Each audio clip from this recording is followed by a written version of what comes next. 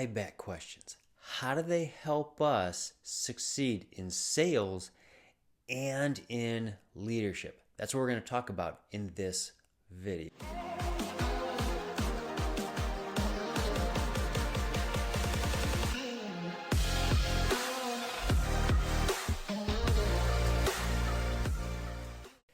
Tie-back questions. What are they and how do they help us succeed? Well, the first thing is a tie-back question is a question that highlights the need that the other person has. So in sales, it's the needs that the product or service is actually going to hit for that customer. We need to have that tie-back question that highlights those benefits of those needs that the customer has.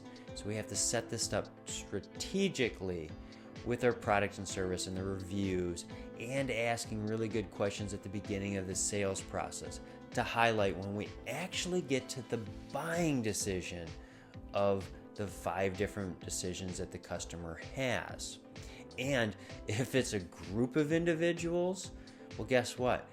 We need to make sure that we understand the needs, the top needs from all of those individuals, whether it's a key decision maker, whether it's a buyer, maybe it's a first-time purchase, maybe it's a team member.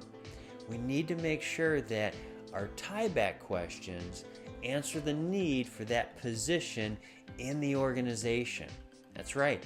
It can apply to leadership.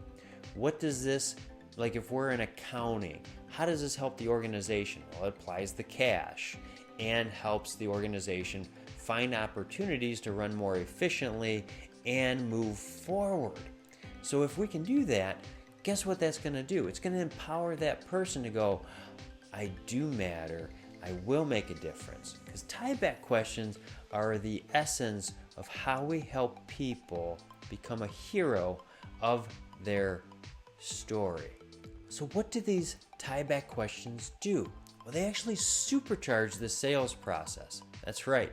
It allows you to move faster in the sales process when you can actually answer the needs, not features and benefits here.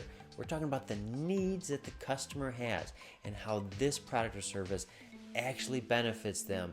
It starts supercharging that thought process of, yeah, this could actually help me succeed by buying this product or service. The same thing in leadership is it supercharges, because when we're answering those needs for that aspect of this team in this part of the organization, and the person goes, wow, I see the value I bring by this position and how I can benefit the organization. Guess what? They get supercharged. They get motivated. They're willing to do more for the organization because they see that they matter. See, tie-back questions answer that question of how do you make the other person a hero of their story? That's right. That's what the tie-back questions do. They supercharge your ability to sell your mission and vision or your product and service. So we got to make sure we understand how to set up the tie-back questions correctly. How many tie-back questions do we need? That's a big question that is often asked whenever I'm doing these trainings with leadership or sales professionals. How many do you really need? And I coined the thing of 3 questions, right? People can remember 3 main things that they talked about in a conversation. Unless they're writing things down where then they can review it. But most of the time, people remember 3 things at a time. That's about the max that they have the attention span, especially with how the TV is set up these days. Our attention spans have really narrowed down. But people will remember 3 main things. So we got to have the 3 biggest needs answered whenever we're engaging people to hit it out of the park.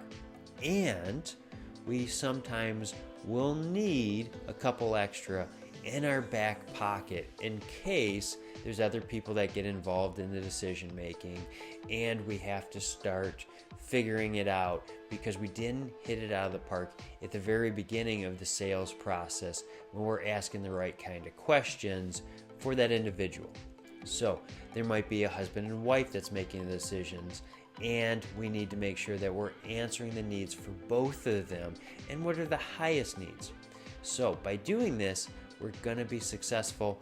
Rule of 3, but you might actually want to have a couple extras just in case those needs change. And they do, especially when a new decision maker comes in.